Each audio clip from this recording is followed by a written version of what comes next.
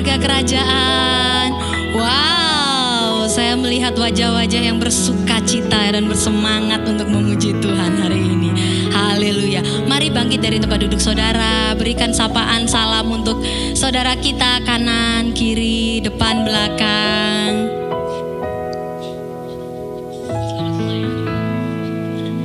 Yes. Haleluya.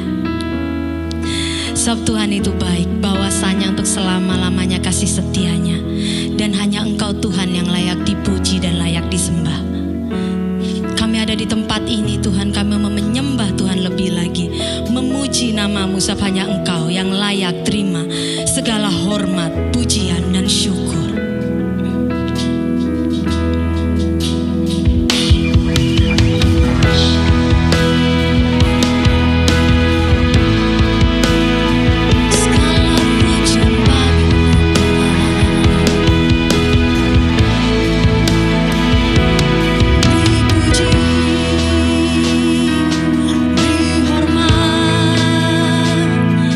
Bagi Yesus yang duduk di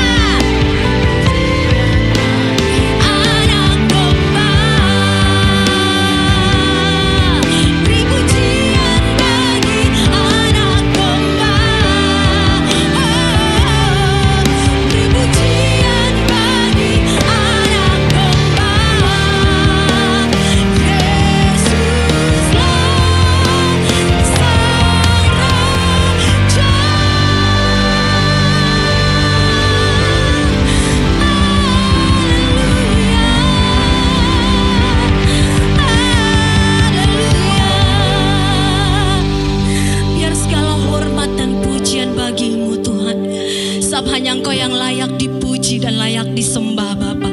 Bapa, hari ini kami membawa bangsa kami tercinta dalam tangan-Mu Tuhan. Kami mau memberkati bangsa kami Indonesia. Kami mau katakan shalom, shalom Indonesia. Indonesia penuh dengan kemuliaan-Mu. Diberkatilah tanahnya, diberkatilah airnya, diberkatilah udaranya, diberkatilah setiap penduduk rakyat di bangsa Indonesia ini Tuhan. Kau berkati pemimpin-pemimpin kami Tuhan. Kami mohonkan roh takut akan Tuhan ada buat pemimpin-pemimpin kami Tuhan. Bawa pemimpin-pemimpin kami Tuhan untuk mengambil keputusan-keputusan yang benar di hadapan Tuhan. Mari Tuhan, Kau pakai pemimpin-pemimpin kami menjadi pemimpin yang jujur Tuhan. Memberkati Bapak Presiden Prabowo dan juga wakilnya Bapak Gibran. Tuhan, biar roh takut akan Tuhan ada buat pemimpin kami Tuhan. Kami mau katakan shalom, shalom Indonesia. Biar Indonesia makin hari makin maju. Rakyatnya sejahtera, damai, tentram. Kami hidup dengan penuh damai Tuhan. Kemari Pahlo Jinawi ada buat bangsa ini Tuhan. Kami yakin dan percaya bangsa ini ada dalam tangan-Mu Tuhan. Kau akan bawa bangsa ini makin hari makin indah di hadapan Tuhan. Bapak, kami juga memberkati Tuhan Rock International Ministry. Tuhan, Kau berkati Tuhan setiap pelayanan yang ada Tuhan. Kau berkati Bapak Gembala senior kami Bapak Timotius Arifin dan juga Ibu Vivi Tuhan. Kau juga berkati Bapak Gembala Rock Jabodetabek, Bapak Roni Daud Simeon dan juga Ibu Nancy. Terlebih Tuhan, Kau berkati Bapak Gembala kami tercinta Bapak Hartono dan juga Ibu Linda. Mari biar pengurapan Tuhan sempurna atas setiap gembala-gembala kami Tuhan. Setiap pemimpin di gereja ini Tuhan. Bawakan kami memberkati setiap hamba-hamba Tuhan, setiap pekerja-pekerja Tuhan, full-timer yang hari ini melayani Tuhan dimanapun berada. Kau berikan kekuatan, berikan hikmat-Mu, pengurapan yang baru ada buat setiap hamba-hamba-Mu Tuhan. Biar roh takut akan Tuhan terus ada. Tanda-tanda ajaib dan mukjizat-Mu itu Tuhan melingkupi mereka, menyertai mereka dimanapun berada. Setiap perkataan yang keluar dari mulutnya adalah perkataan-perkataan ilahi, sehingga setiap kami terus bertumbuh di dalam Tuhan. Bapak, kami terlebih memberkati Rock Pantai Indah Kapuk.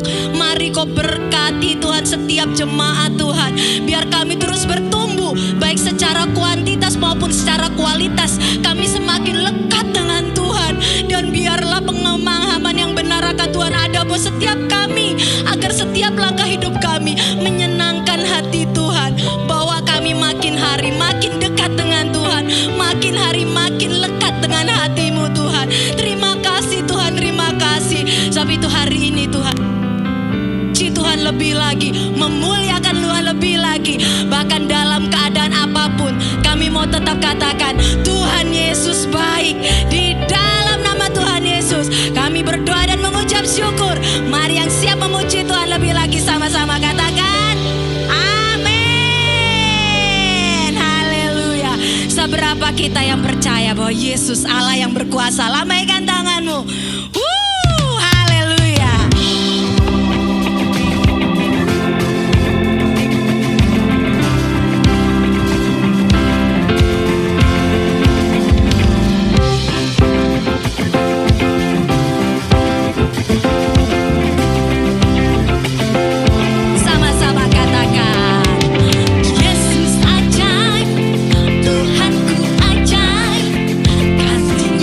Ajaib,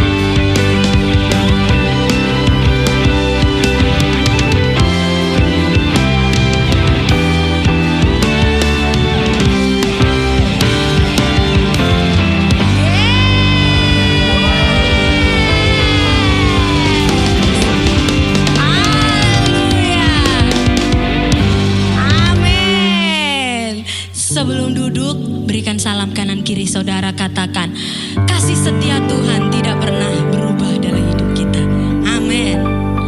Haleluya. Silakan duduk Bapak Ibu.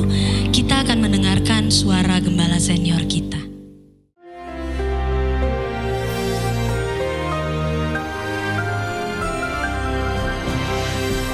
Shalom warga kerajaan. Kitab Rut itu adalah kitab yang sangat-sangat inspiratif.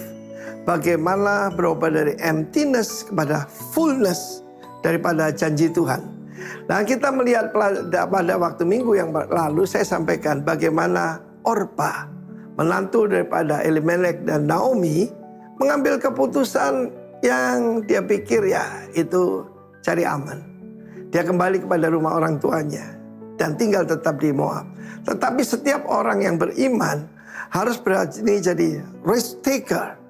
Sebaliknya, Ruth mengambil keputusan untuk berpaut kepada Allah Israel, the God of Naomi. Padahal dia melihat sendiri bagaimana ketika meninggalkan Bethlehem, rumah roti, maka justru mertuanya dan ipar dan suaminya meninggal.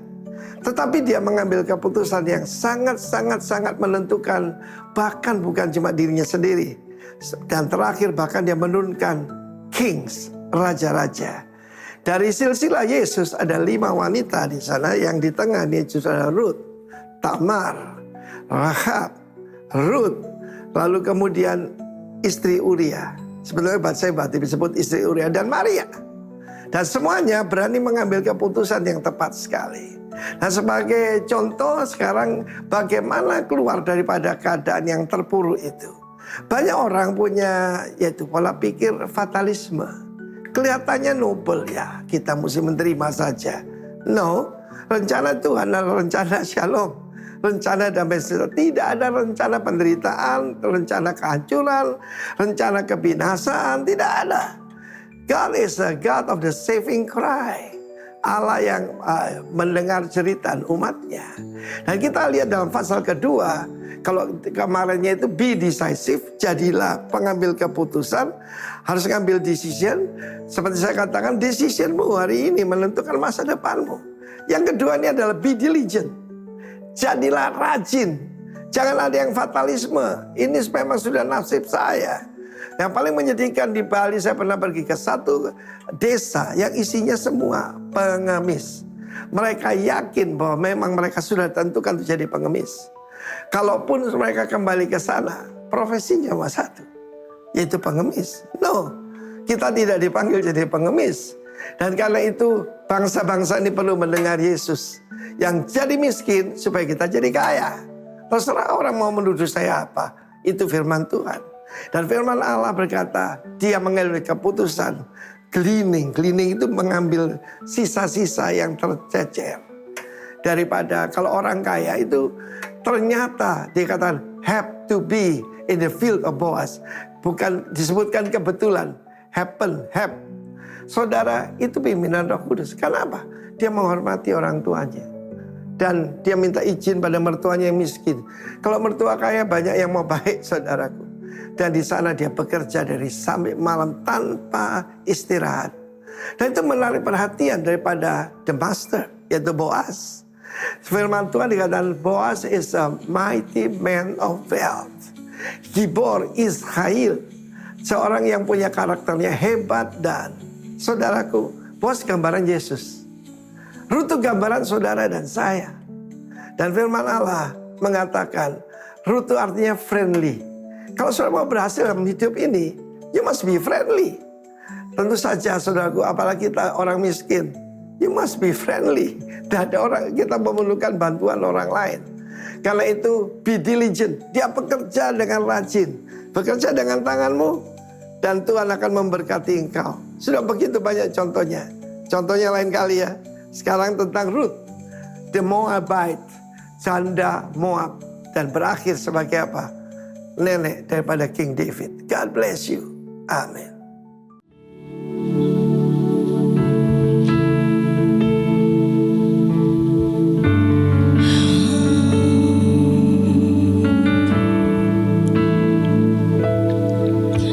Telah ku dapati kasih yang sejati yang mampu mengubahkan hatiku.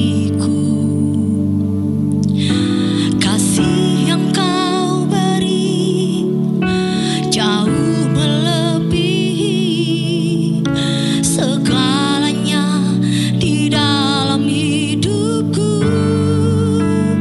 Ku berikan semua yang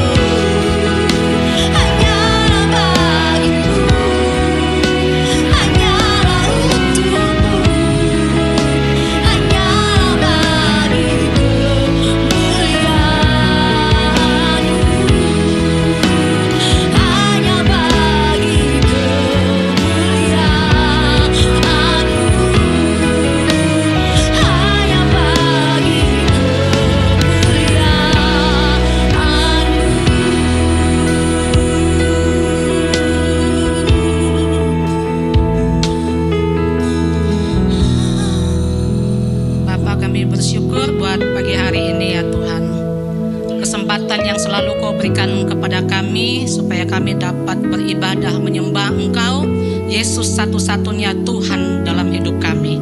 Terima kasih ya Tuhan, kami bersyukur kalau Engkau telah memimpin, membimbing kehidupan kami selama tahun 2025 melalui begitu banyak proses kehidupan jatuh bangun. Tapi kami percaya bahwa Engkau Tuhan selalu ada beserta dengan kami. Kami percaya bahwa Engkau Tuhan yang sama, Engkau akan tetap menyertai kami di tahun 2026 dengan kekuatan yang Tuhan berikan kepada kami. Terima kasih Tuhan, kami bersyukur buat pagi hari ini. Sebentar kami akan mendengar sebagian dari firman-Mu. Berikan kerendahan hati kepada kami, tanah yang subur untuk firman itu ditabur ya Tuhan. Sehingga kami sebagai jemaat boleh sama-sama bertumbuh dalam iman percaya kami kepada Engkau.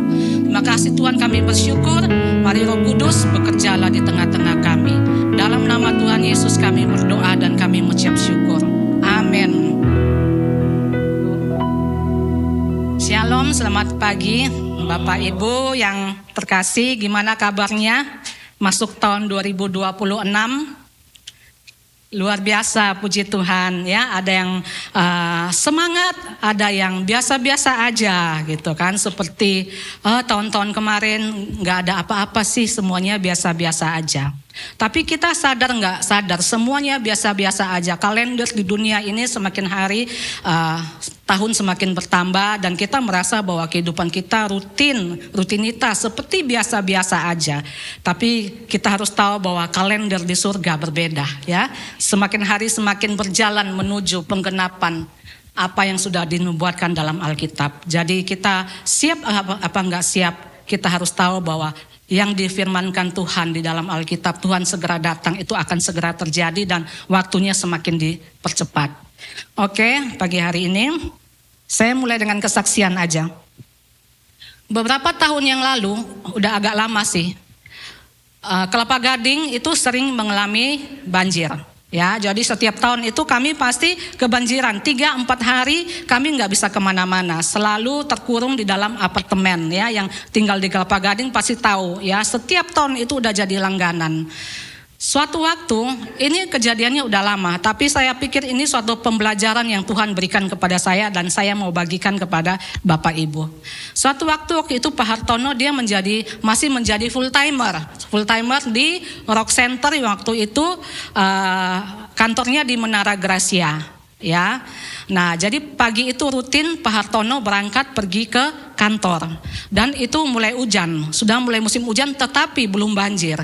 Seperti biasa Pak Hartono berangkat ke kantor, tiba-tiba sampai tengah perjalanan yaitu di daerah Menteng, tiba-tiba Pak Roni WhatsApp grup, hari ini tidak jadi meeting dan libur kantornya karena beberapa teman mengalami kebanjiran.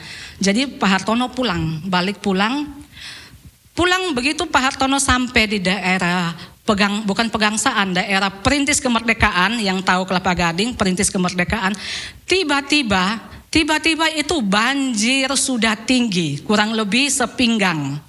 Dan dia kaget karena begitu banyak sekali kendaraan yang berhenti di situ. Itu kejadian jam 10 pagi. Mungkin nggak ada bendungan yang jebol atau apa, nggak tahu.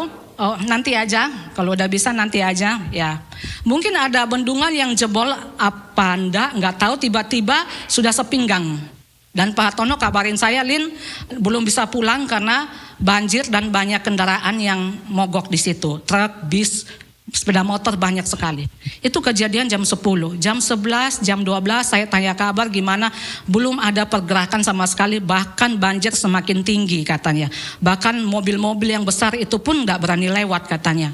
Jam 12, jam 1, jam 2 belum ada kabar. Lalu kamu gimana makannya? Coba cari makanan di situ. Jadi Pak Hartono bilang, "Nggak ada orang jual di sini. Itu kan Perintis Kemerdekaan tuh betul-betul jalan, bukan daerah yang pinggirnya ada ruko, ada warung dan sebagainya. Nggak ada orang jualan. Cuman di mobil saya selalu menyiapkan cemilan." Akhirnya Pak Har cemil. Jam 2, jam 3, jam 4 keluarganya mulai panik, mulai pada telepon saya tuh. "Gimana Lin? Itu lock biasa kan sudah tahu namanya kan, Lok, gimana Lok gitu loh. Ini kok belum ada kabar, belum ada gini-gini, pada khawatir. Karena waktu itu Pak Hartono baru selesai masalah lambungnya hampir jebol itu gara-gara painkiller yang diminum berpuluh tahun. Ya kan, jadi semua keluarga udah panik dan pada telepon saya. Ya saya juga bingung saya harus ngapain, tapi saya nggak tahu, saya tenang aja. Jam 3, jam 4, jam 5. Belum ada kabar. Tiba-tiba jam 5 saya merasa ada satu dorongan yang kuat sekali dalam hati saya untuk saya pergi mencari Pak Hartono. Saya nggak tahu dari mana dorongan itu. Tiba-tiba aja, ayo pergi cari suamimu, katanya gitu. Nah, saya nggak pikir panjang mau cari di mana. Akhirnya saya keluar, saya bawa roti, saya bawa minum, saya keluar dengan keadaan waktu itu hujan dan saya bawa payung. Saya keluar dan saya cari tukang ojek. Pak, boleh nggak antar saya ke Perintis Kemerdekaan? Oh, nggak bisa Bu, itu banjirnya udah tinggi sekali katanya, nggak berani katanya gitu. Oh ya udah, saya pindah lagi, saya tanya lagi, Pak, boleh nggak antar saya ke Perintis Kemerdekaan gitu? Nggak bisa Bu, Ibu nggak tahu ya, itu udah tinggi banget, itu sampai mobil yang besar-besar, truk aja nggak berani lewat. Dia bilang, saya pindah lagi, saya cari lagi, Pak, boleh nggak antar saya ke Perintis Kemerdekaan? Nggak bisa Bu. Lalu dia tanya, memangnya ibu mau ngapain sih pergi ke sana, katanya kayak gitu. Jadi saya jawab, saya mau bawa makanan buat suami saya yang udah kebanjiran dari jam 10 pagi. Ya Bu, minta maaf ya, dia bilang kayak gitu. Lalu saya jalan beberapa langkah, tiba-tiba ada satu temannya dalam grupnya orang yang terakhir ini, dia muter dan dia ngejar saya. Dia bilang, Bu, sini saya antar. Belakangan saya tahu bahwa itu dorongan yang Tuhan berikan, karena Tuhan sedang ingin mengajar saya sesuatu. Saya percaya, Bu, saya antar, katanya. Tanpa ngomong ongkos berapa dan sebagainya, dia mau ngantar saya. Akhirnya dia ngantar saya lewat belusukan, saya nggak ngerti itu jalan lewat mana. Sampai akhirnya di pinggir kali ada jembatan, berhenti di situ dan dia bilang, Bu, saya sampai sini aja ya. Ibu nyeberangi jembatan itu, sampai di ujung jembatan, ibu telepon aja suami ibu ada di mana. Ya Pak, makasih, saya bilang. Dan dia tidak minta ongkos, tapi saya kasih dia ongkos. Akhirnya saya jalan lewatin jembatan itu, saya kaget lihat kondisi yang itu. Seumur hidup sampai hari ini saya belum pernah lihat kondisi kayak gitu. Itu mobil di mana-mana dari ujung sampai ujung. Sejauh mata saya memandang itu mobil semua. Mobil pribadi, bis, truk, motor dan sebagainya. Dengan stafnya mungkin ada 5. Semuanya berhenti. Lalu sampai di ujung jalan situ, saya angkat telepon, saya telepon Pak Har, mau tanya posisinya di mana. Saya mau kasih tahu saya ada di ujung jembatan. Waktu saya telepon, HP-nya Pak Har enggak bisa. Telepon lagi enggak bisa, rupanya HP-nya lowbat waktu itu. Saya telepon berkali-kali enggak bisa. Di titik itulah saya mulai panik. Waduh, gimana ini gitu loh. Saya udah sampai di sini, saya harus kemana gitu loh. Saya mesti kemana gitu, saya bingung dan itulah saya mulai panik. Tapi tiba-tiba saya berusaha tenangkan diri saya. Saya tenang, Linda tenang, dan saya mulai berdoa. Saat itu saya berdoa dengan kesungguhan hati saya. Saya berdoa, saya bilang, Tuhan, tolong saya. Saya harus belok ke kiri atau belok ke kanan. Tiba-tiba suara kecil lembut dalam hati saya. Ada suara bilang, belok kiri. Lalu saya belok kiri.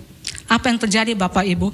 Begitu saya belok kiri, tidak sampai 10 langkah, mobil Pak Hartono ada di depan situ, sub kedua. Wow, dan saya waktu itu saya ketok pintu kaca, tok Pak Hartono lagi tiduran di kursi. Dia bangun, Bapak Ibu, saya nggak sempat ngerekam wajah Pak Hartono, yang pasti nano, asam manis, kecut, asin, pelangi, dia terbelalak, dia tercengang lihat saya, kok tiba-tiba ada istrinya udah muncul di sini, dari mana? Dia nggak bisa ngomong, dia diam, dia nggak tahu, cuman sebentar aja saya masuk, dia cuman tanya, kok bisa kamu ada di sini? Cuman itu, ya. Setelah pulang, saya merenung malamnya, akhirnya saya temani Pak Hartono sampai malam, sampai kurang lebih surut. Akhirnya mobil-mobil nekat semua lewat, kurang lebih jam 9 kita sampai di rumah. Padahal jarak dari Perintis ke apartemen saya itu cuma 10 menit. Ya, tapi itu banjirnya minta ampun. Lalu sampai di rumah setelah malam Pak Hartono tidur, saya merenung. Saya nggak tahu dia tidur apa nggak, mungkin merenung juga. Saya merenung, Tuhan, kok bisa tadi gitu loh. Kok bisa tadi gitu, saya bilang. Jadi seolah-olah Tuhan tuh ngajarin saya, ini bukan tentang kamu, ini bukan tentang suamimu, tapi ini tentang aku gitu loh. Tuhan sedang mengajar kamu bagaimana kamu berjalan dalam pengalaman bersama Tuhan. Dan tadi itu adalah turun lapangan, bersama dengan Tuhan turun lapangan. Dimana kalau kamu bersungguh hati, kamu percaya kepadaku, aku akan menuntun jalanmu gitu. Itu yang Tuhan ajarkan kepada saya. Ya, sampai saya berpikir kalau saya saat itu salah ambil jalan belok ke kanan, saya pikir sampai besok pun saya nggak akan ketemu Pak Hartono. Kalau dengan logika saya, tapi pada waktu saya dalam keadaan persimpangan dan saya bertanya dengan kesungguhan hati kepada Tuhan, Tuhan saya mau kemana? Tuhan dengan lembut tuntun ke kiri dan cuman jalan tidak sampai 10 langkah saya sudah ketemu dengan Pak Hartono. Itu yang Tuhan ingin ajarkan kepada kita. Mungkin dalam tahun 2026 ini ada banyak sekali hal-hal sulit yang akan kita temui di depan ya. Keputusan-keputusan yang sulit, melangkah atau diam, belok kiri atau belok kanan, ambil atau enggak ambil, iya apa enggak. Banyak hal yang mungkin harus kita putuskan di tahun 2026, tapi percaya bahwa Tuhan tetap menjadi Tuhan yang menuntun kita. Yang penting kita bersungguh hati kepada Tuhan, percaya pada kuasa Tuhan. Ya, jadi jangan khawatir melewati tahun 2026, Tuhan ada bersama dengan kita. Amin ya. Oke, silakan tadi gambar yang tadi. Oke, ya ini ceritanya beberapa waktu lalu di bandara sambil menunggu pesawat saya jalan keliling dan dari jauh saya melihat ada satu toko rapi banget barangnya. Saya nggak tahu, saya pikir itu coklat. Jadi saya datang, saya mendekat. Waktu saya dekat, saya kaget ternyata itu rokok. Kemasannya bagus-bagus banget. Rokok. Jual rokok, tetapi ini rokok ini adalah sesuatu yang tidak bermanfaat bagi kesehatan kita. Kita tahu ya. Mereka tetap menjualnya. Tahu dari mana nggak bermanfaat? Orang yang nggak ngerti rokok, pasti dia tahu dengan dia membaca petunjuk yang ada di situ. Ya. Rokok bisa membunuh, rokok bisa menurunkan kesuburan, ya.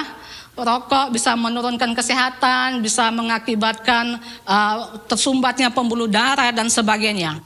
Tapi mereka tetap jual, walaupun ada peringatan-peringatan yang sangat berbahaya di situ. Dan apakah ada orang yang beli? Banyak saya pikir orang yang beli. Karena mereka memberikan pilihan kepada kita, kamu pilih yang mana? Mereka tetap jual karena itu memang untung, sangat menguntungkan. Mereka tetap menjual itu, sesuatu yang dalam tanda kutip adalah racun bagi kesehatan kita. Dan mereka memberi peringatan, kamu minum ini kamu bisa gini loh. Kamu pakai ini bisa gini loh.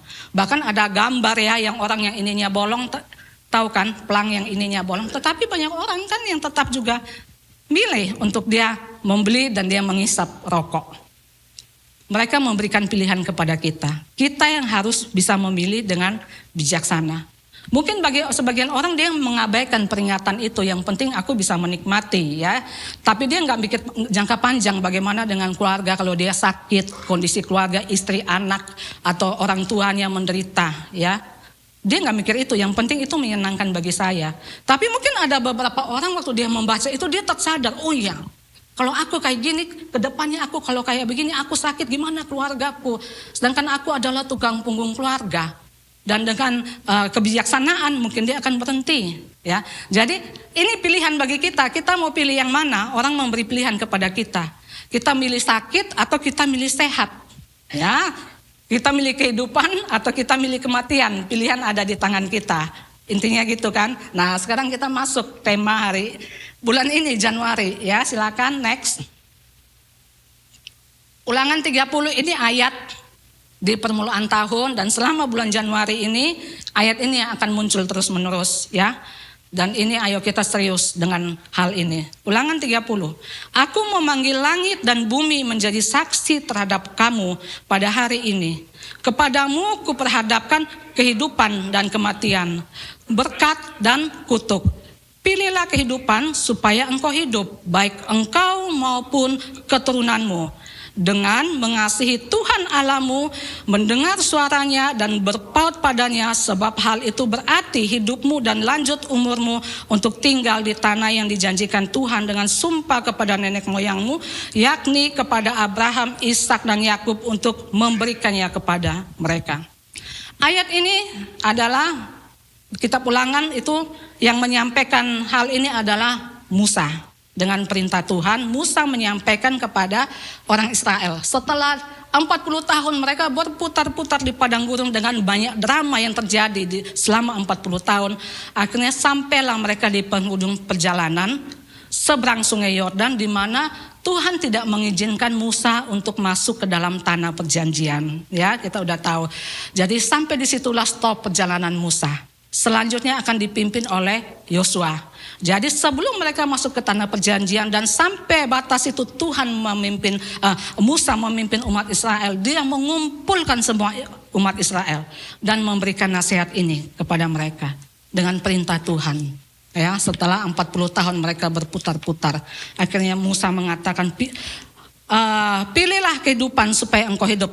Mereka diberi pilihan bebas karena kita manusia adalah manusia yang punya kehendak bebas, punya free will.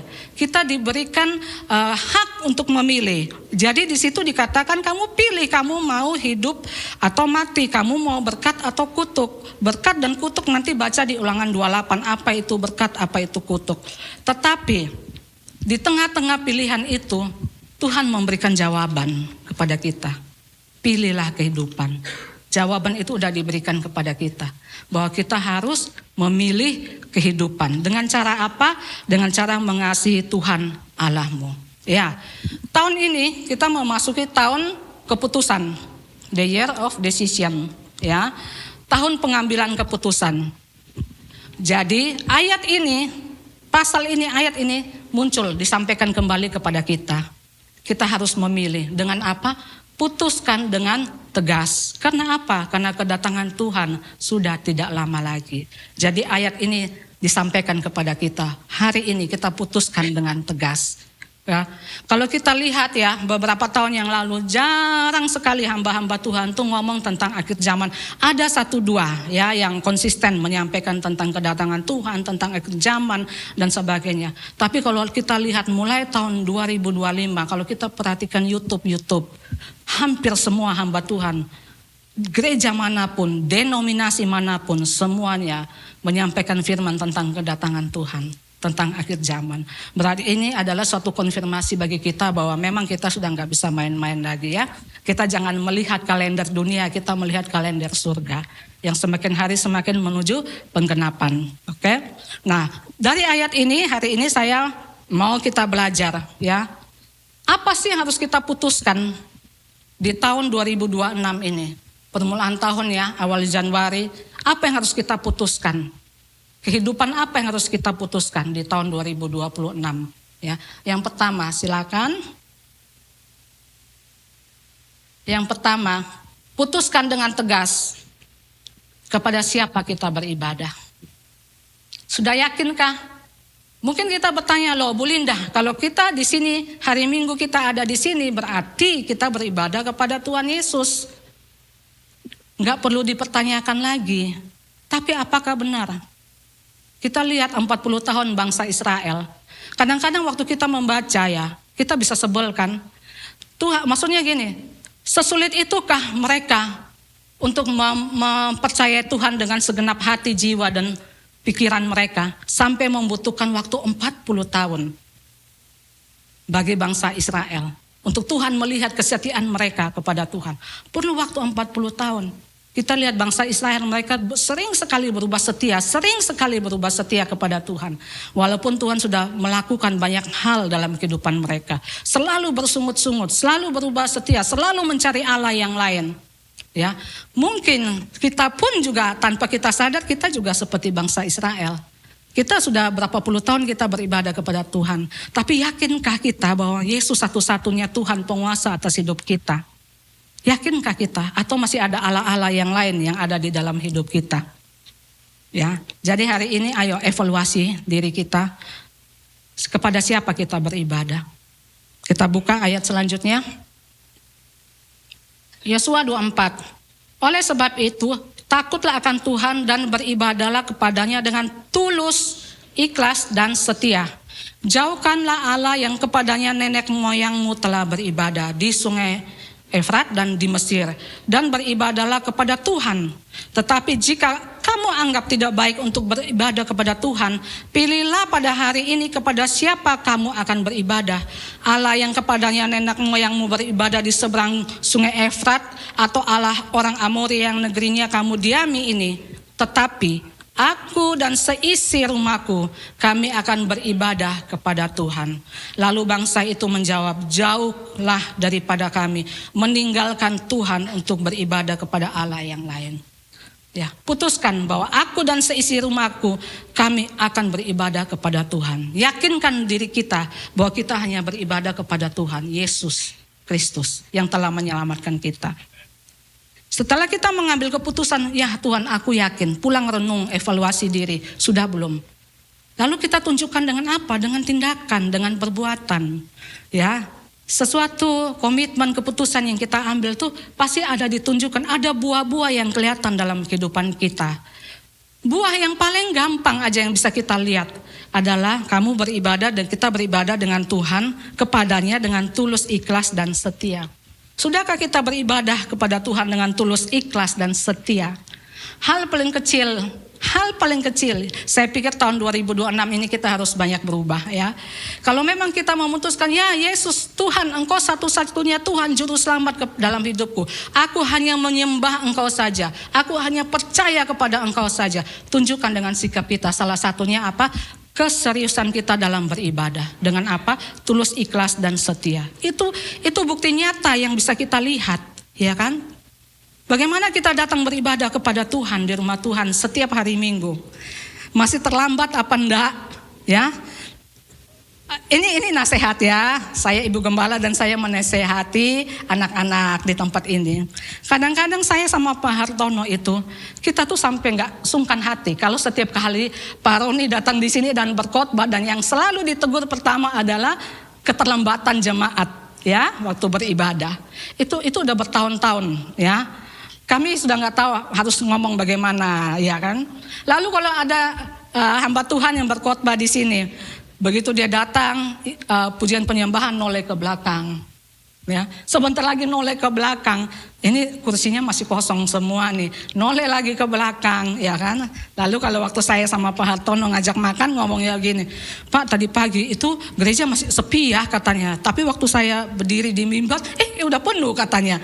Saya nggak tahu itu dia mau ngomong apa, terjadi mujizat atau dia mau menyindir, saya nggak ngerti juga ya. Tapi tolong ya, tahun 2026 ini kita rubah. Kalau kita percaya Yesus sebagai Tuhan satu-satunya Juru Selamat, tunjukkan dengan sikap kita. Yang paling gampang, datang beribadah tepat waktu. Ya, itu hal yang pertama. Hal selanjutnya itu akan menyusul. Tapi begitu kita punya sikap hati yang benar, kita udah menunjukkan bahwa yes, aku beribadah kepada Tuhan. Yesus Tuhan sebagai Juru Selamatku. Beribadahlah dengan setia. Ya. Lalu ayat selanjutnya.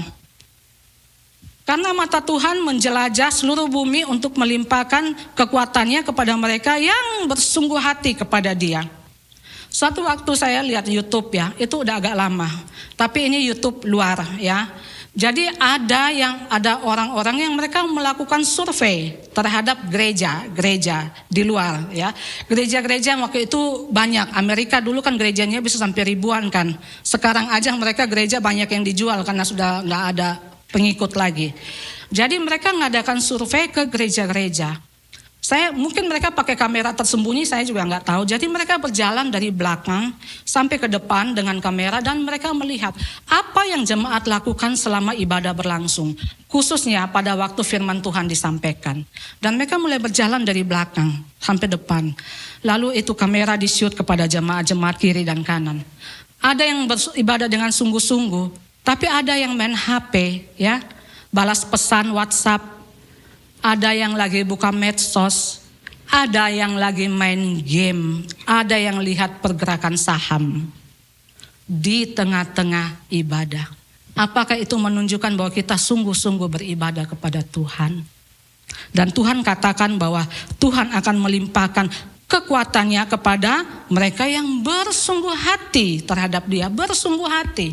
Jadi ayo evaluasi dalam hidup kita. Kita mungkin hidup kita berputar-putar seperti bangsa Israel yang gak ada ujungnya gitu loh. Coba cek hati kita. Kita katakan bahwa Yesus Tuhan Juru Selamat kita. Tapi apakah kita sudah bersungguh hati waktu kita beribadah kepadanya? Karena hanya kepada orang yang bersungguh hati aja Tuhan akan melimpahkan kekuatannya. Jadi mungkin kita bertanya, Tuhan aku banyak pergumulan, temanku juga banyak pergumulan. Tapi kok kelihatannya dia santai aja, kok dia ringan aja, kok dia bisa melewati. Kok aku enggak bisa gitu loh. Padahal kami mengalami hal yang sama gitu kan. Mungkin kita harus evaluasi, mungkin teman kita dia sangat bersungguh hati kepada Tuhan. Makanya Tuhan melimpahkan kekuatannya. Jadi ingat, kekuatan Tuhan hanya dilimpahkan kepada orang yang bersungguh hati kepada Dia. Jadi walaupun kita menganggap diri kita sebagai orang Kristen, pengikut Kristus, tapi kalau kita tidak bersungguh hati kepada Tuhan, ya Tuhan tidak akan melimpahkan kekuatannya. Ini ayat yang ngomong, ya. Jadi kenapa kita melihat banyak orang mengalami pertolongan Tuhan, jawaban Tuhan, mujizat, walaupun dia nggak mengalami pertolongan, tapi dia kuat untuk bisa melewati proses kehidupannya dia. Ini karena ada orang-orang yang bersungguh hati kepada Tuhan. Ya, ini ada David di sini ya, nggak apa-apa ya. Kemarin David sempat sharing di doa malam. Intinya David beberapa tahun yang lalu dia mengalami suatu masalah dalam bisnis yang mempengaruhi keuangannya dia.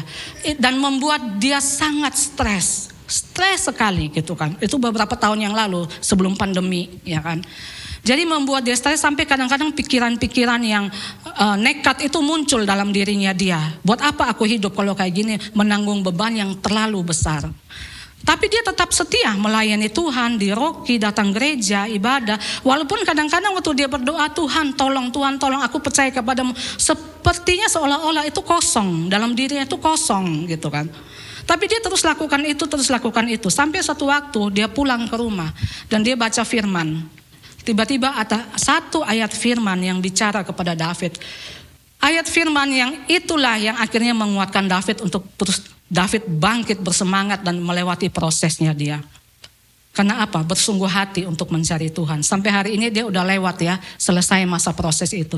Karena apa? Karena percaya kepada Tuhan, bersungguh hati kepada Tuhan. Jadi ayo jemaat Tuhan, tahun 2026, ayo kita semakin bersungguh hati kepada Tuhan. Karena Tuhan hanya melimpahkan kekuatannya kepada orang yang bersungguh hati kepada Dia. Dimulai dengan apa? Mulai hormati Tuhan dengan cara kita beribadah.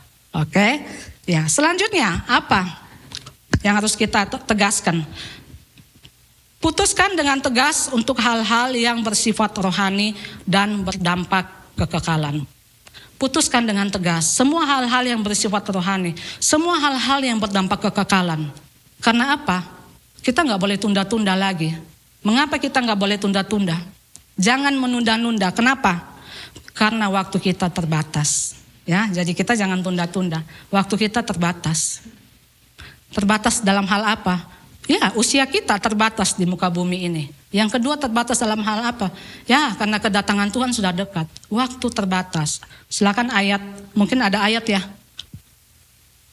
Kita harus mengerjakan pekerjaan Dia yang mengutus aku. Selama masih ada siang, akan datang malam di mana tidak ada seorang pun dapat bekerja. Selama masih ada siang. Selama masih ada siang bagi kita. Artinya selama kita masih hidup, kita harus bekerja. Ya.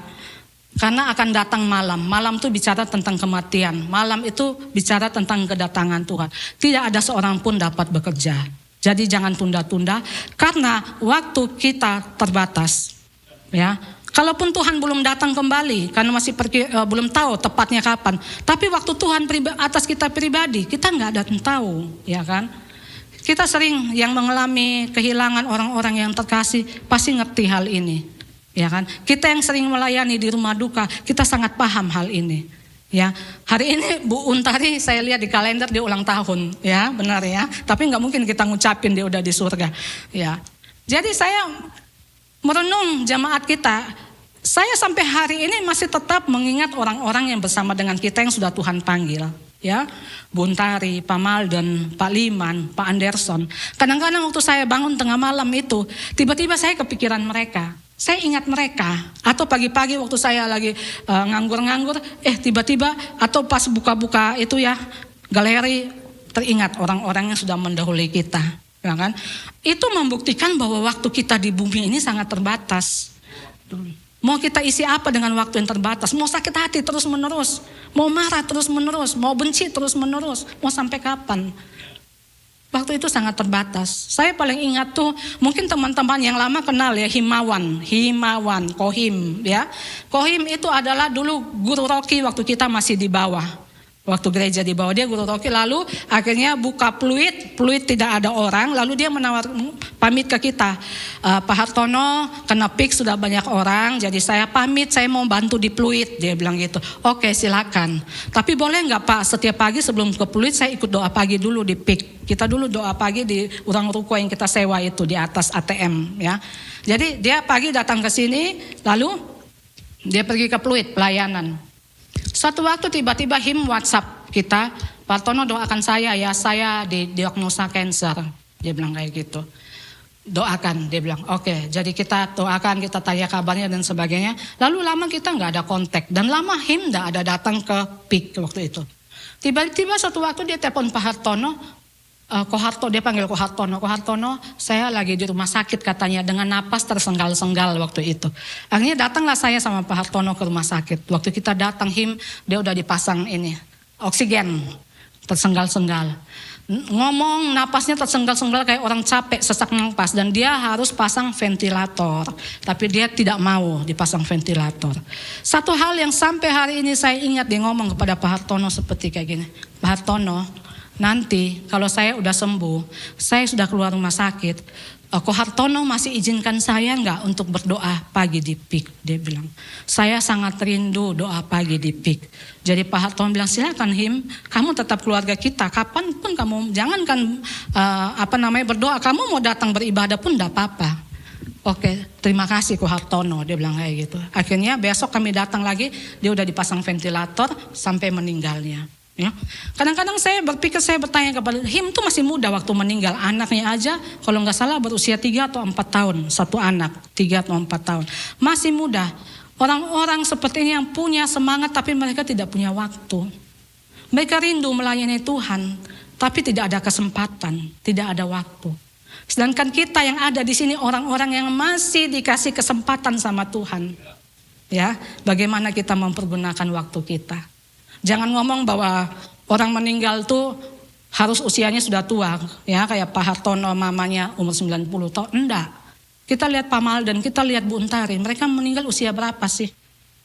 Ya kan? Usia masih baru 40-an gitu kan. Dan kita nggak pernah tahu, gitu kan. Bahkan beberapa orang kami menyaksikan waktu Tuhan panggil mereka. Waktu Pak Anderson dipanggil Tuhan, saya dan Pak Hartono ada di situ sampai napasnya terakhir. Ya, waktu Pak Malden dipanggil Tuhan itu lewat telepon, keluarganya telepon Pak Hartono doakan Pak Malden. Waktu zaman COVID, doakan Pak Malden Pak, bersama keluarganya, bersama doa-doa, lalu lewat Pak Malden. Ya, kita menyaksikan. Jadi ini bukti nyata bahwa manusia itu ada masa expirednya. Ada masa kadaluarsanya. Kalau kita beli barang, kita beli produk, tanggal produksi tanggal sekian, tanggal expired tanggal sekian.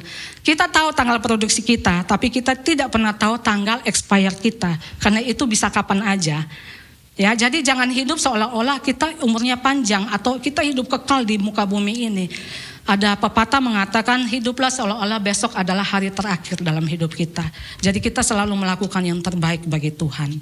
Ya, jadi ayo, 2 hal ini nggak perlu banyak. Pertama, putuskan dengan tegas di awal tahun kepada siapa kita beribadah. Dan setelah kita putuskan, tunjukkan dengan sikap kita serius kepada Tuhan, karena Tuhan hanya melimpahkan kekuatannya kepada orang yang bersungguh hati kepadanya. Ya, yang kedua, putuskan hal-hal yang bersifat kekal. Mengampuni, ambil keputusan. Perasaan memang susah, nggak bisa.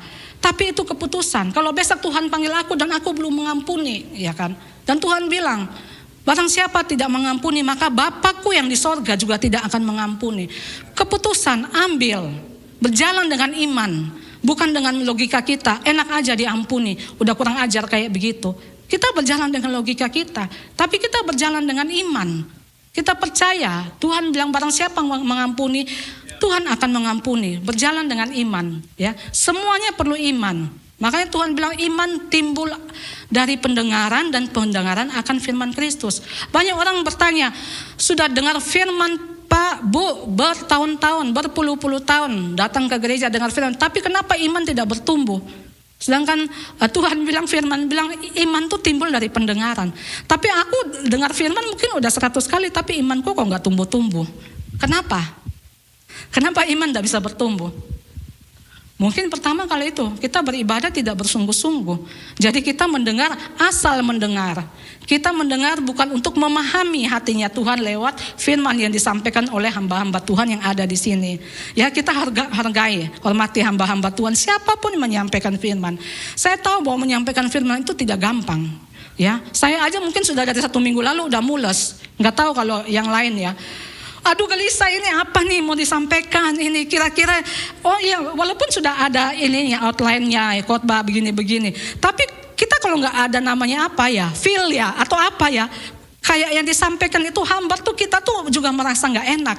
Jadi menyampaikan firman itu nggak gampang. Ya, menyiapkan khotbah itu nggak gampang. Tahu isi hati Tuhan untuk disampaikan itu nggak gampang gitu kan. Jadi kita hormati semua orang yang menyampaikan firman di sini. Itu nggak gampang. Mungkin bisa tidur, bisa mules, bisa apa saya nggak ngerti, ya kan? Ayo kita hormati, ya, hormati firman, hormati Tuhan. Oke, ya. Ada satu ayat lagi mungkin ya. Ayat terakhir, Efesus 5 ayat 15. Karena itu, perhatikanlah dengan saksama bagaimana kamu hidup. Janganlah seperti orang bebal, tetapi seperti orang arif. Dan pergunakanlah waktu yang ada karena hari-hari ini adalah jahat. Karena itu, perhatikanlah dengan saksama. Hari-hari ini jahat, berarti ini hari akhir zaman, hari terakhir. Karena itu, perhatikanlah dengan saksama. Dengan saksama itu dengan cermat. Dengan teliti, dengan detail bagaimana kita hidup. Jangan seperti orang bebal, tetapi seperti orang arif. Ya, apa sih orang bebal? Nah, saya sempat baca di kamus Besar Bahasa Indonesia ya. Orang bebal. Orang bebal itu adalah orang yang sukar mengerti, tidak cepat menanggapi atau tidak tajam pikiran, tidak mau mendengar nasihat, diberitahu tapi keras kepala, tidak mau berubah meskipun tahu salah, merasa paling benar dan enggan memperbaiki diri. Ya, kiranya kita bukan orang bebal. Sudah berapa banyak kita mendengar firman Tuhan? Banyak kita mendengar firman tentang pengampunan, banyak kita mendengar firman tentang mengasihi, tapi kita enggan melakukannya. Jangan-jangan kita adalah orang yang bebal. Dan Tuhan bilang hati-hati, jangan seperti orang bebal. Waktu kita baca kisah tentang 5 gadis bijaksana dan 5 gadis bodoh, ya kan? Saya pikir yang disebut gadis bodoh itu bukan bodoh secara IQ. Karena mempelai wanita tidak mungkin memilih pendamping-pendampingnya yang bodoh, ya. Tapi bodoh dalam arti di cerita 5 gadis bijaksana dan bodoh itu saya pikir adalah bebal.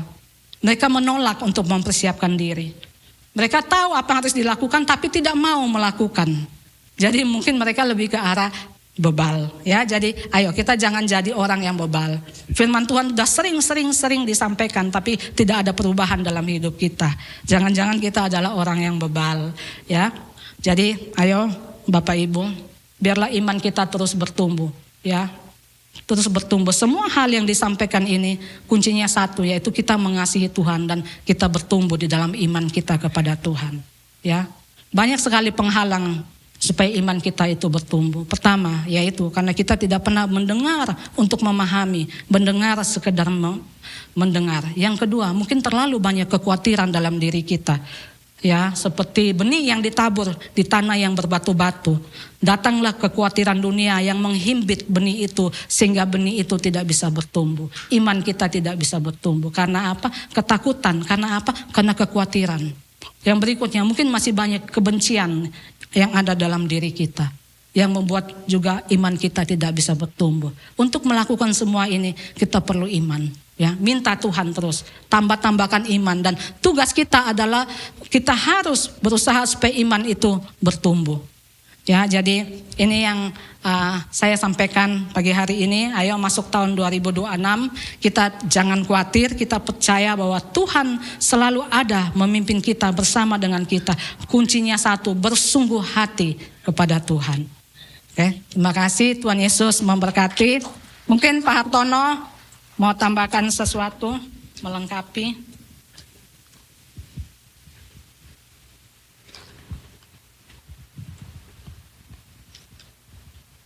Ya, makasih Ibu Gembala. Saudara, tidak ada maksud kami adalah apa yang kami sampaikan kepada seluruh jemaat di tempat ini adalah murni karena kami mengasihi.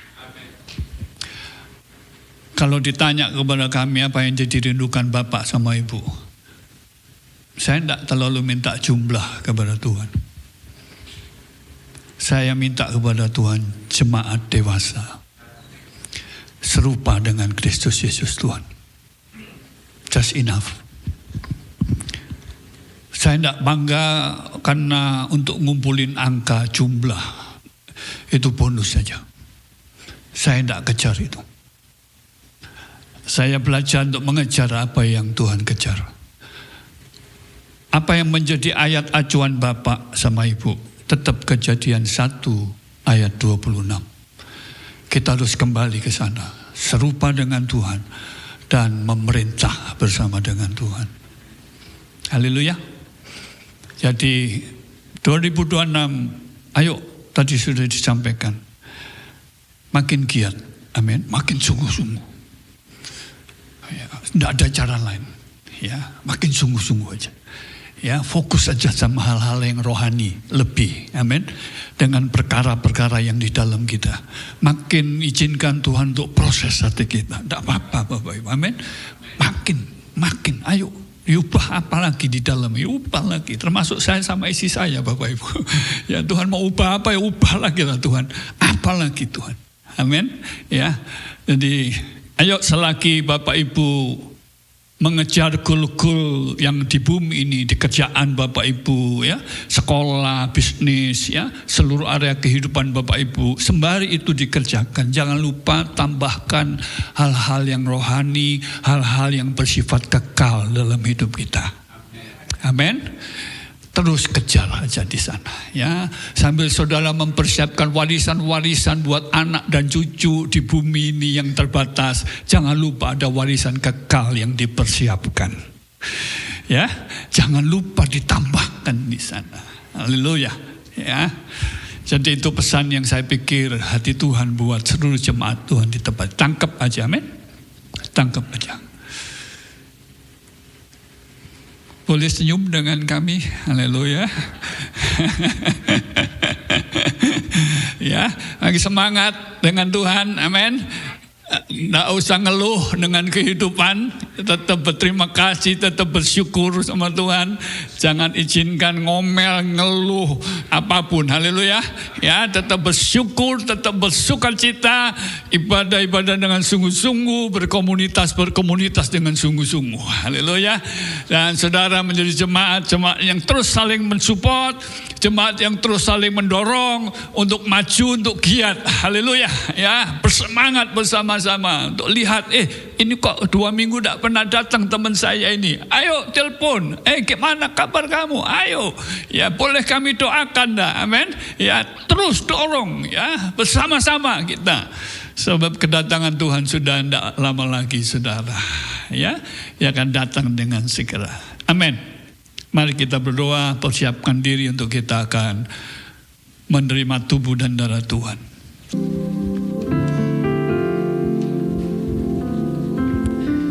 Mari kita siapkan hati kita untuk menerima tubuh dan darah Kristus. Saya undang saudara bangkit berdiri. Tuhan, terima kasih atas firman-Mu yang kami terima hari ini. Kami terima sebagai kebenaran untuk mengubahkan dan memerdekakan hidup kami. Memberkati hamba-Mu, Ibu Gembala kami, Ibu Linda. Hikmat dan kebijaksanaan senantiasa Engkau tambah-tambahkan kepadanya. Semakin hari, semakin cakap mengajar domba-domba yang Kau percayakan. Terima kasih Tuhan, Kau juga memberkati kesehatannya dan juga kesehatan Pak Hartono. Kami percaya kedua gembala kami ini senantiasa dalam perlindungan-Mu yang sempurna. Kalau sebentar kami akan bersekutu dengan tubuh dan darah-Mu ya Tuhan.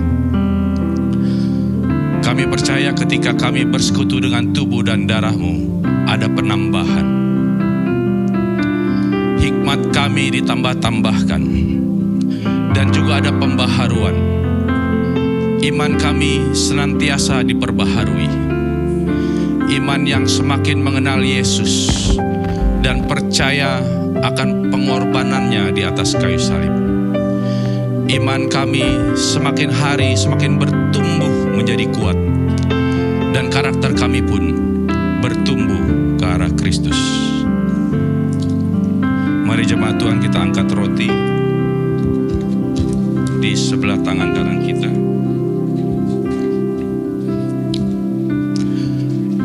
Kami percaya Tuhan, roti ini adalah tanda persekutuan kami dengan tubuh-Mu. Dan ketika kami memakannya, ada kuasa di dalam tubuh kami.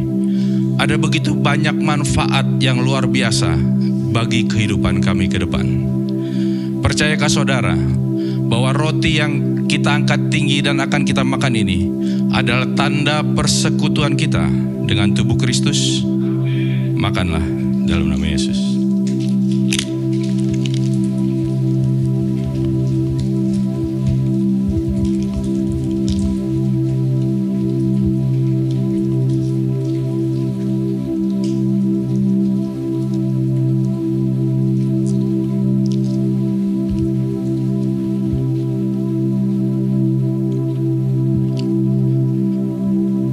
Mari angkat cawan anggur di atas kepala kita sebagai tanda rasa hormat kita kepada Tuhan. Tuhan, Engkau baik. Begitu besar kasih-Mu sehingga darah-Mu tercurah untuk kami. Tidak ada alasan untuk kami tidak mengucap syukur kepadamu atas semua kebaikan yang sudah Engkau berikan kepada kami. Kalau kami ada sampai hari ini, itu semua karena kasih-Mu yang selalu menyertai kami. Percayakah saudara, bukankah anggur yang akan kita minum ini melambangkan darah Yesus? Dan ketika kita meminumnya, ada kuasa yang mengalir di dalam tubuh kita. Dan kuasa itu pula yang akan menyucikan, menguduskan, bahkan mengampuni segala dosa dan pelanggaran kita. Dan kuasa itu pula yang akan menguatkan kita dan menyehatkan roh, tubuh, jiwa kita. Percayakah saudara bahwa anggur yang kita angkat tinggi dan akan kita minum ini adalah tanda persekutuan kita dengan darah Yesus? Minumlah dalam nama Yesus.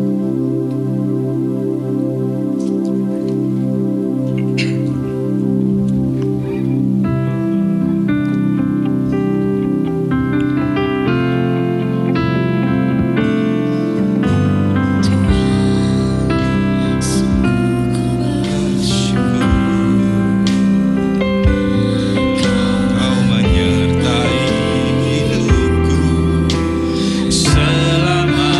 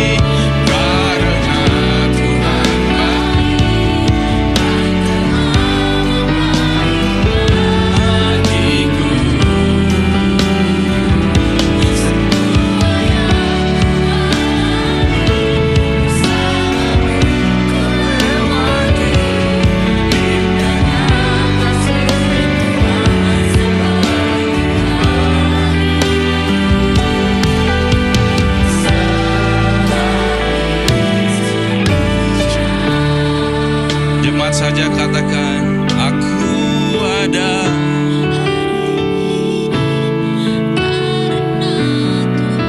Ya Tuhan, Engkau sungguh baik.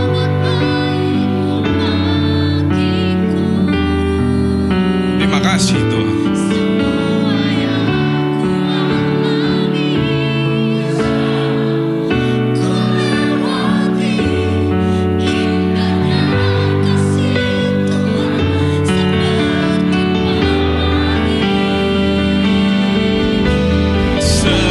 Sehabis hujan, aku ada hari ini karena Tuhan baik dan teramat baik bagiku.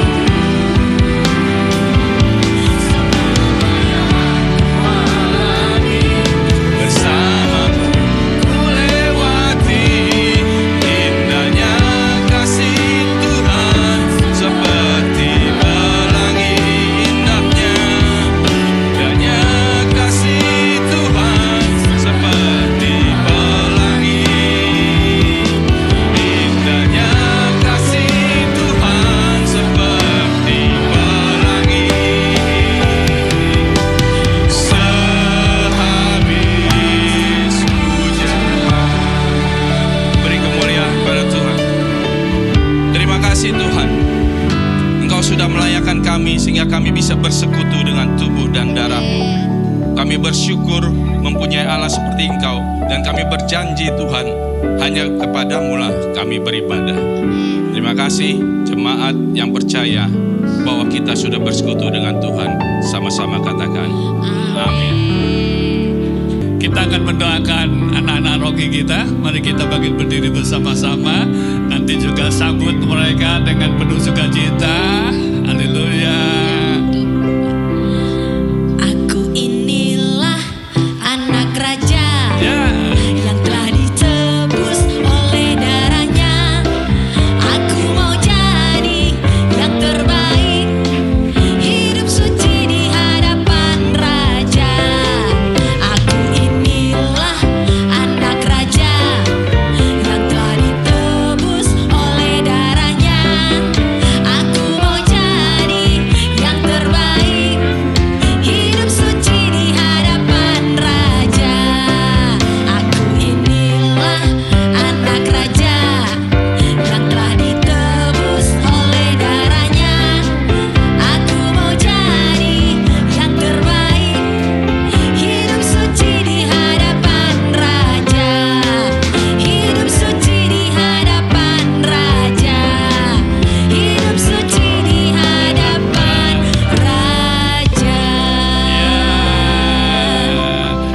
Orang tuanya temui anak-anak kalian, tembangin tangan, doakan berkat buat anak-anak kita. Mari ulurkan tangan kita, jemaat Tuhan. Bapa, ini anak-anak yang Tuhan percayakan.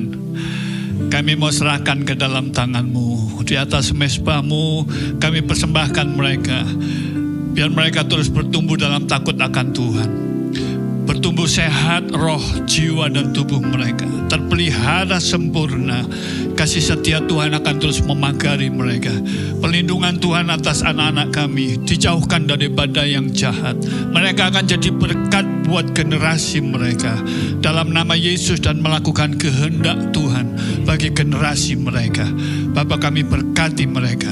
Dalam nama Yesus dengan hikmat-Mu. Berkati kedua orang tuanya, biar urapan Tuhan turun atas mereka untuk mendidik anak-anak mereka dalam takut akan Tuhan. Dalam nama Yesus Kristus Tuhan. Jemaat Tuhan, mari angkat kedua tangan-Mu. Saat ini terimalah berkat Tuhan turun atas-Mu dalam kelimpahannya. Dalam nama Yesus, melimpah dalam rumah tangga-Mu, melimpah dalam keluarga-Mu. Terus dikaruniakan kerukunan di tengah-tengah-Mu. Kehadirannya memenuhi seluruh rumah tangga-Mu. Dalam nama Yesus Kristus Tuhan, disertai, dipimpin seluruh perjalanan hidup-Mu. Dijauhkan daripada yang jahat dari kehidupan-Mu. Bertumbuh dewasa ke arah Engkau ya Tuhan, seluruh jemaat-Mu. Diberkati usaha, diberkati bisnis mereka. Dalam nama Yesus, dari kelimpahan-Mu, tingkap surga-Mu Tuhan terbuka buka terus atas kehidupan bisnis umat-Mu. Dalam nama Yesus Kristus Tuhan, berkat bangsa-bangsa juga dipercayakan atas umat-Mu. Diberkati studi anak-anak-Mu ya Tuhan. Dalam nama Yesus Kristus Tuhan, kiranya kebenaran, damai sejahtera, dan sukacita oleh Roh-Mu menjagai hati dan pikiran umat-Mu mulai siang ini sampai selama-lamanya. Dalam nama Yesus Kristus Tuhan yang diberkati dan siap jadi berkat, sama-sama katakan amin, amin, amin, amin, amin. Tuhan memberkati semuanya.